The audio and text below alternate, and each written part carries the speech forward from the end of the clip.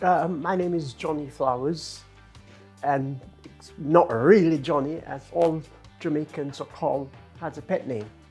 So my proper name is Lyndall Morale Flowers, and I was born in Betheltown, Westmoreland, Jamaica.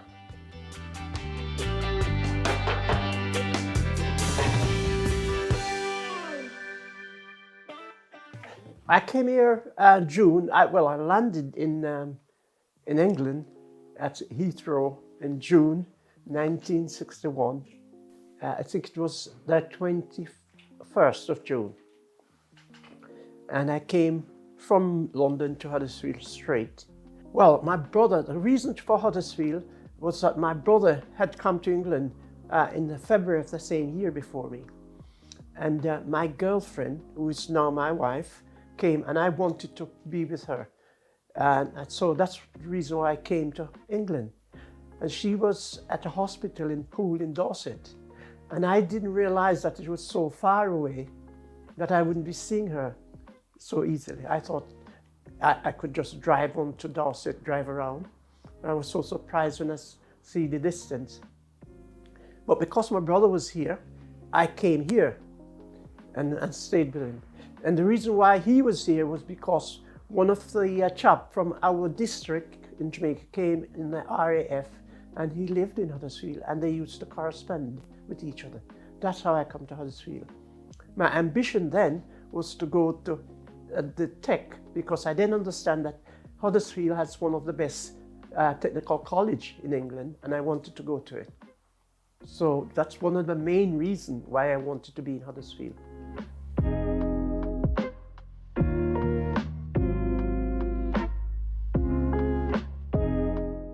Before I leave Jamaica, I thought I would have a 2 weeks holiday here in Huddersfield, and not understanding what the country was like and how things was going to be. So I thought I was going to have 2 weeks holiday and run around and see what things was like. I was hoping to buy a car because I had sold my car in Jamaica when I was coming. And the first week I came on the Saturday, and my brother went to work on Monday. And he gives me the lowdown about places. And he also, at the time, he'd looked up a few jobs that advertised mechanical job.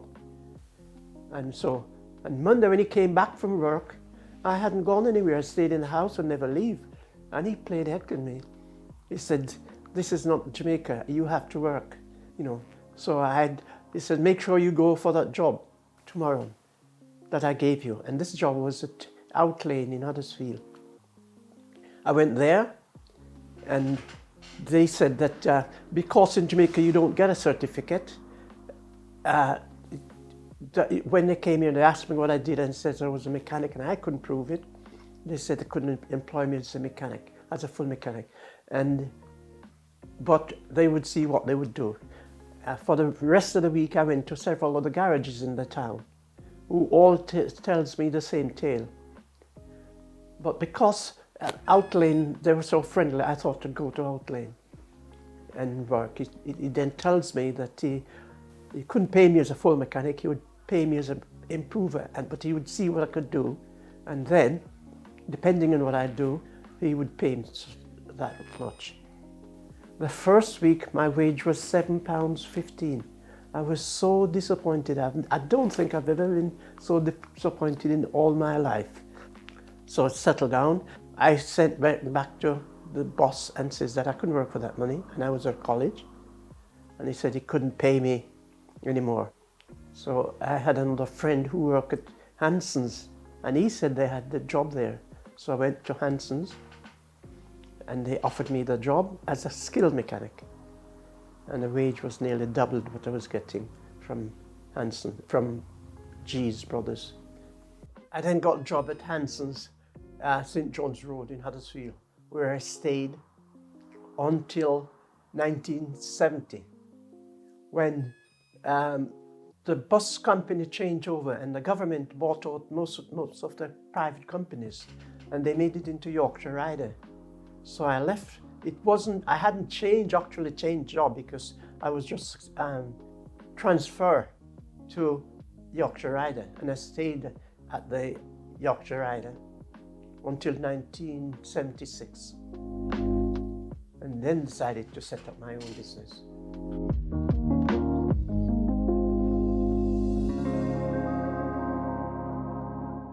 I wanted to set up a business in here because before I left Jamaica, we were running a business, so I understand what running a business was like, and I wanted to do that. And before that, I had now conditioned and have a lot of customers. Being one of the only black mechanic in Huddersfield, most of the immigrants that was here was now giving me their jobs to do their car, and I started doing the jobs, started working on the cars, and it was getting really hectic for me because at the buses, Yorkshire Ride, I was working 8 hours a day, and I'd come home and I was on shift. So when I was on shift in the morning, I'd come to work at 2 o'clock. I'd probably stayed till 10 at night, and I was just working in a shed, a little lock-up garage. So I had decided I wanted a place to work from that was more convenient, and I passed this coal yard, and it was up for sale. Can you see that? It was up for sale, and I went to the bank and told the bank, because during this time I was all saving at the bank in Huddersfield, and I told the manager that I wanted to open a business, and if I had a place, would they give me the loan? And he said, yes, find a place and I will let you have the loan. This coal yard was on Ashbrow Road, just below where I was working from, and near to the house, which is on Central Avenue. That's where I lived, and I'm still living there at the moment. I had a lock-up garage. Well, I said I had a lock-up garage from one of the guy that works at the buses, and he told me that I could work there as long as I work in his car for free. So I was working in his car for free, and I used his garage.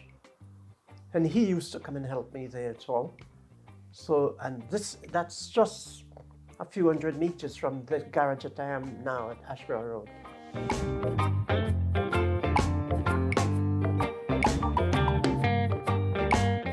Well, the garage, it was just a normal garage, and you needed space to get underneath the car. So we dug, well, the lads used to come there and they would all gather at the garage, and we'd talk, they smoke, and they talk about the old times and what they did in Jamaica. And lots of fellas used to come there. So eventually we dug a pit, and that was bad. I don't think you could work now in that condition, because when it rains, the pit would be filled up with water, and we had to bail the water out in order to go down there. It was cold, horrible, but I persevered, and I liked it, and so many people. By this time, lots of other people begin to recognize that I was relatively good garage or good workman, and I would work on the car. I'd let them get it back when they wanted. It was cheaper than taking it to the garage, so I can get a lot of customers. This is where Ashbrow Garage came from. This used to be, on a Sunday, we used to have like a picnic. All the West Indian lads who have cars, and some who didn't have cars, used to come over. We used to cook across there. There was a garage behind there that nobody used, and we cooked in it. And we dug the pit here, and there were lots and lots of people. Dulcie, Mrs. Rowe, lived in that house across there. And all the people there, they all know Johnny, and used to wait. And if I didn't come in time or wasn't here, and when people come and ask me, they would tell them where I'd gone and what I was doing. But from this little spot grows Ashbrow Garage. This here is the Ashbrow Infant School. It came after the garages here. I helped to do the jobs on it. I helped Mrs. Morgan, the first head teacher here, to do the playthings for the kids. We set up a play school bus here and stuff like that. And that's what it's turned out to be. Here I now know that they're going to build a lot of houses across there. All that was a field, just an open field that they used to have the animals on. Over there you can see the once was the infant school, and then there's play school on top of it. Uh, Coming back to the spot bring back memories of what it was, how life was. You know, when I remember the school just being built while I was here, the caretaker's house across there, all those things happened during the time that I was here. It was just a barren, apart from the lockup garage, it's all barren across here. So it brings me to reality, what has happened. I never thought about it. I don't often come to this spot, but I felt really, really chuffed when I come and look at it, what it's turned out to be. To me, it's like the garage now.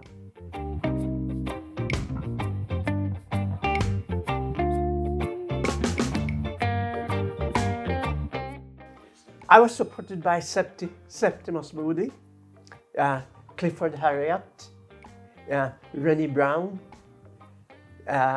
Sonny Lawrence, and many, many more. And that's how we used to cook up there. And they played dominoes. And it was really, really a good place to be, especially in summer. And on a Sunday, it was like a massive garage. There would be about 10, 15 cars parked up. Not worked on, they just come to talk. And they enjoy digging the pit. And that's where I started from. This was more than a garage. It was a meeting point for the West Indians. And not only men, women used to come as well. The wives used to come to look for them at the garage and play heck on them because they were away all day and they didn't know where they were. But most time they know they were at Johnny's at the garage, Johnny's garage.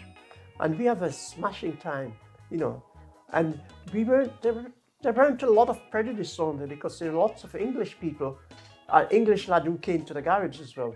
So at that stage, I wouldn't think, there were sort of prejudices, but it wasn't obvious, you know, because lots of other people. The fellow who I got the garage from, Arnold Sykes, was a lovely man. He's the one I could say who sets me up in the garage, Arnold Sykes, and he used to live at Rockinghall side.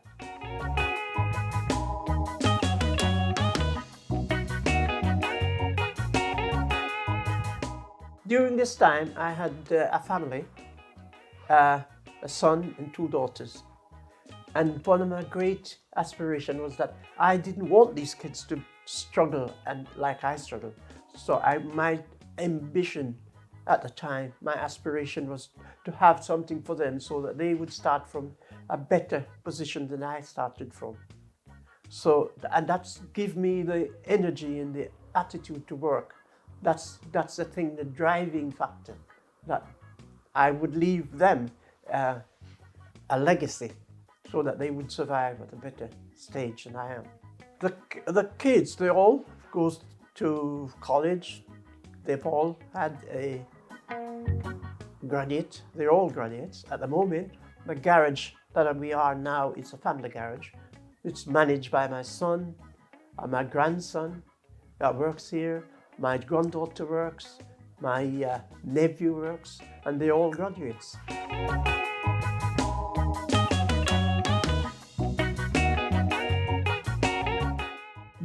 My wife, who was a sister at the infirmary, and she works at night. And one morning, when she came home, she said that the garage, the coal yard is up for sale. I think you should buy it. So I came around, looked at it, asked the vicarman about it, and he said, yes, I could buy it, but there was somebody who wanted it, and I would have to wait to see what happens. If they wait, because they wanted it, but they were waiting on some things, and he needed to move out in a hurry. I waited about a month, and it wasn't sold, and they actually came to tell me that, did I still want the garage? And I said yes, and I went down to the bank, told the bank manager what had happened. He came to look at it with me and says, yes, it is a good place for you to have a garage.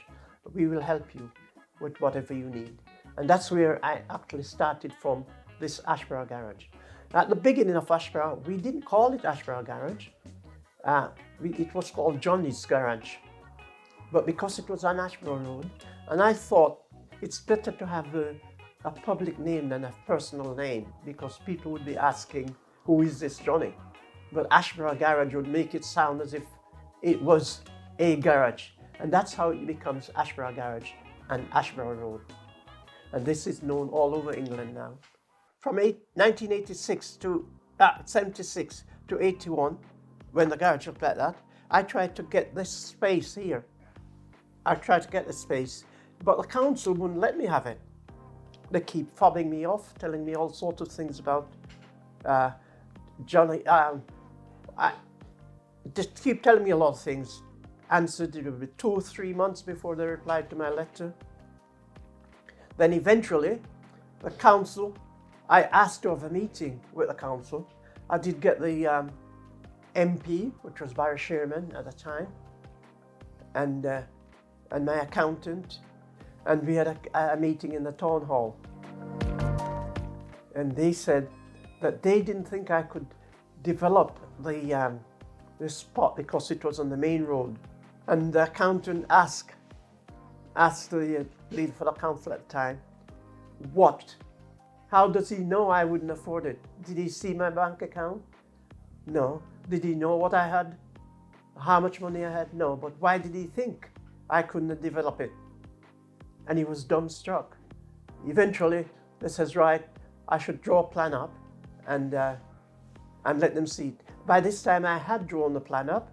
I got an architect who drew me a plan up, and I submitted. And this here is a plan that he drew. So the garage was changed then in 1981, and I had the spot where the garages were. That's where the cars are now parked, and that's the first or second phase of the Ashbrow Garage. We went on from 81 until 89, from 81 until 89, and then we develop it so that you see where all the cars are parked. That's what we did in 81. We went from 81 to 89 when Robert came back from college, and then we built the new garage. We had the place, the car site knocked down, and we've totally rebuilt it.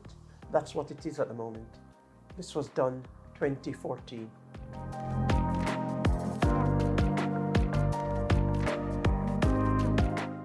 I mentioned before that I wanted to be a legacy. The garage was improving. A lot of people did approve the garage, and we were getting a lot of customers. During this period, I never sell cars because I didn't want to have a bad impression for selling old cars. But I thought when Robert came back from college, he would join me in the garage, and he wasn't a mechanic, but he could sell cars. So we got some money, bought some cars, and we made the garage in 2 parts: Ashbrow Garage and Ashbrow Car Sales. And I told him, look, you're not working for me, you're working for yourself, and this, because it's yourself, I'll make it into 2. You are your own boss. So you will be the boss of Ashbrow Garage Car Sales. I will be there with you, but you will also have Ashbrow Garage. So far, he has helped to develop it, and now he's in charge of it. And it is a garage that is well recognized. In 2021, we achieved the Auto Trader Award for one of the best. We were second in England for service from Auto Trader. Our service was second to none, they said. So we've got, and during that time, we have a lot of ratings.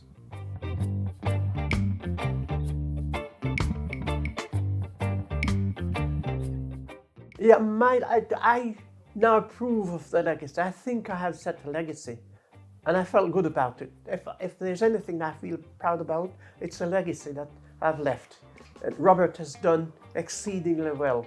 It is now truly a family business, and he's renowned. It's not anymore just Johnny's Garage.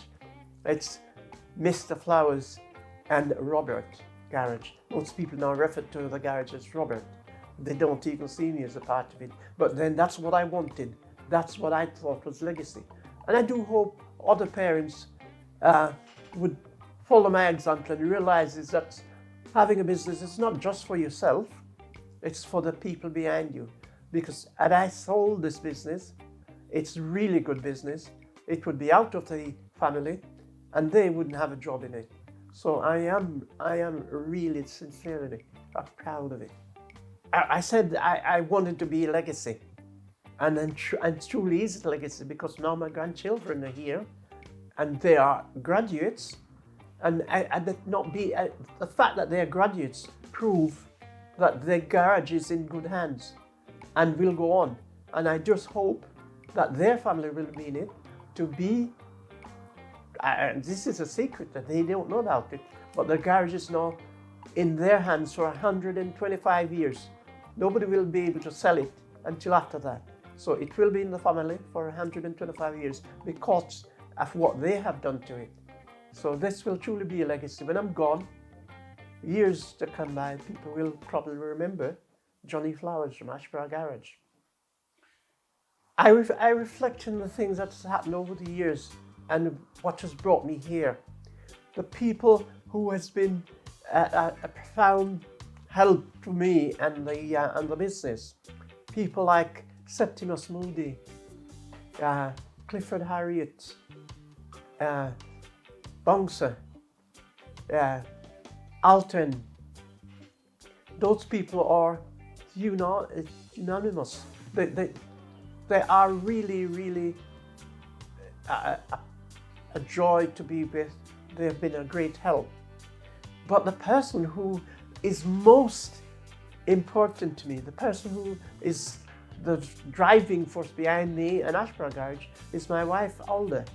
She has been the savior, the redeemer. She's been the person who has really puts the icing on the cake. She helps me. She did the books. She interviewed the workers. She did so many things for the garage. Without her, I don't think there could have been an Ashbrow Garage. So I just want to say thank you so much, Alda. And we've been here for over 60 years together, and I hope we will have a few more years to go.